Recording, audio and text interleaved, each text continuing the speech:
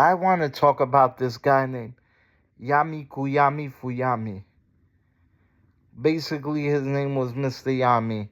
He worked for me for Fadmore. And Fadmore was great for the 6 years that I was a part of it. Then they started being shady and prejudiced, not knowing that I could be a kinfolk of them too, with my family being from Cape Verde. But it was like this my country, your country bullshit. So I had to leave Fadmore. And it's like, the coordinator would talk to me like I'm special, like I didn't know what I was talking about. So it's like, to hell with them, first of all. But it's like, three people came in and they jumped on the chance to get on my case because they make 90,000 a year from me because I'm under managed care. Three of them came. One of them was a jackass. His name was Mike, and he didn't want to do shit. He didn't want to go nowhere, but he thought his shit don't stink, and he thought he was self-righteous and an asshole of a motherfucker. Then they had another guy who was barbaric and didn't understand anything, and supposedly supposed to be religious, and had a temper and as stupid as the day is long, which his name is Aminu. The only saving grace was Mr. Yami. He would come in quiet, do his job, help me out, willing to help out, even offer to help the aide give me a shower the next morning when his shift was over. Eventually, he started, saying stuff and gossiping and doing all kind of things, and, covering for Mike because Mike's a Nigerian. So we got to keep with Nigerian, whether they do right or wrong. It's my people against his people. The only people I see is the human race. That's the only race I see. And after a while, Mr. Yami started doing some shady shit. He started praying loud so he could wake me up. Oh, Father, oh, Father, I'm Catholic too. And I don't yell and scream and dance and do all that shit early in the morning to wake people up. And then, when I would ask him to go to the bathroom or get out of bed, he would ask me about the other shift. I didn't ask you to ask anybody about the other shift. I'm asking you, you're here right now. I shit on the bed because of him. I'm not ashamed to say anything, but at the same time, I didn't ask to be in this condition, and it could be fucking anybody. Anybody could get hit by a fucking car. Anybody could get a disease and wind up like me. So, and then you talk about how religious all of them talked about how religious they are. If that's the case, then I don't want a religion if you're going to act like that. And then Mr. Yami would throw it in my face that thinking because I'm an American, I'm rich, and I told him stop saying that shit.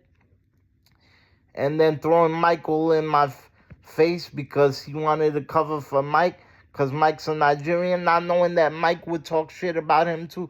Mike didn't like his face, and Mike thought Mr. Yami was fucking fake. So how you like that about being Nigerian? So take that and stick it up your ass, Mr. Yami. He lied to me and said he was going away for a little bit, that he would still get my case. He was a liar because after that he left my case.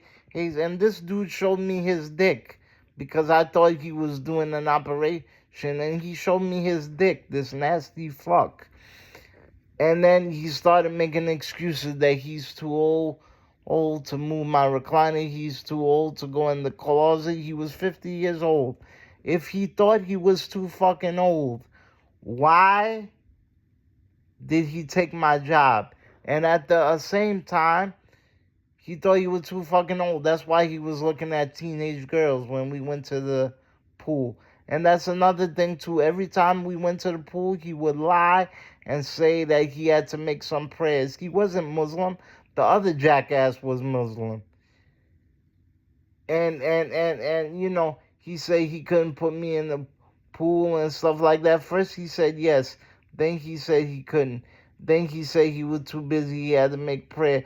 And then he would always say that change dates on me when I had family things, and I had to call my family to change our plans for this jackass. Yami Kuyami Fuyami. And then, you know, I gave him my food. He passed out on my bed because he wants to catch all the hooks with one fish. Because he's a con man. You know, he would make plans. Yo, I'll take this day. You take that day. You take this day. And then when come time for him to work, he wanted to sit on his ass and be on his phone. He didn't even say hi to me properly after a certain time.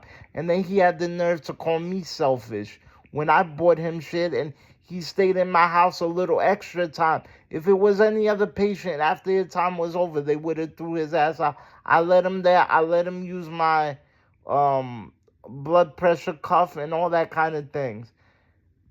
And then he told me not to message him on Messenger anymore. But yet I told him, stop talking about fucking Mike. Stop talking about fucking Mike. I don't give a damn if he's a Nigerian. Stop talking about Mike. Mike didn't treat my family good and Mike didn't treat me good. Stop talking about Mike. Stop talking about how much money I got in the bank. All this stuff is against policy anyway. And, you know, everybody wants to talk about policy when it comes to legit helping people out because the fucking rules don't make sense anyway. And, you know, so basically, he tried to take everybody's days, the last remaining weeks, and they were like, fuck no. They were like, fuck no. And then they told him, and they were like, yo, ask Chris. And then he come with a fake smile, Chris Baba, you the best. Oh, you're so smart. Oh, you're the greatest. And you think the other guys didn't figure it out? Why would you bother kissing Aminu's ass? Aminu don't give a fuck about anybody but Aminu. And that's another jackass too. Or I fix my face. I don't like how this person talked to me. So what? You fix your face. So what?